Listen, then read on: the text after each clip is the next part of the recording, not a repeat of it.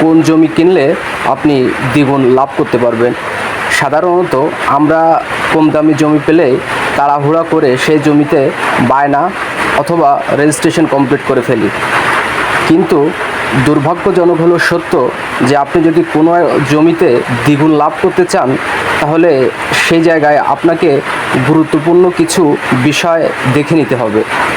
তার মধ্যে একটা হলো, জমিটা যদি কোনো মহাসড়কের সাথে হয় অথবা আবাসিক বা বাণিজ্যিক হওয়ার সম্ভাবনা আছে এমন জায়গা হয়, অথবা জমির আশেপাশে বিভিন্ন ধরনের স্কুল, কলেজ, মার্কেট, মসজিদ, মন্দির এরকম যদি কোনো জায়গা হয়, সেই জায়গাগুলো ইন ফিউচারে বা 2 থেকে 3 বছর পর দ্বিগুণ লাভ হওয়ার যথেষ্ট পরিমাণ সম্ভাবনা রয়েছে।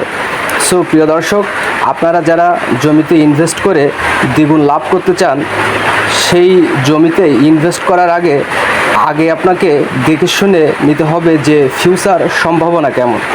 যদি মনে হয় আশেপাশে আমি যে কথাগুলো বলেছি সেই রকম যথেষ্ট সুযোগ সুবিধা আছে, ভবিষ্যতে উন্নয়নের সম্ভাবনা আছে, এরকম জায়গা যদি হয় তাহলে আপনি দিন শেষে সেই জমিতে ইনভেস্ট করতে পারেন। পাশাপাশি জমিতে লাভবান হওয়ার আরও কিছু বৈশিষ্ট্য আছে। তার মধ্যে গুরুত্বপূর্ণ একটা বৈশিষ্ট্য হচ্ছে, আপনি যে জমিটা কিনছেন সেই জমিটার ভ্যালিডেশন বা বৈধতা, অর্থাৎ জমির যে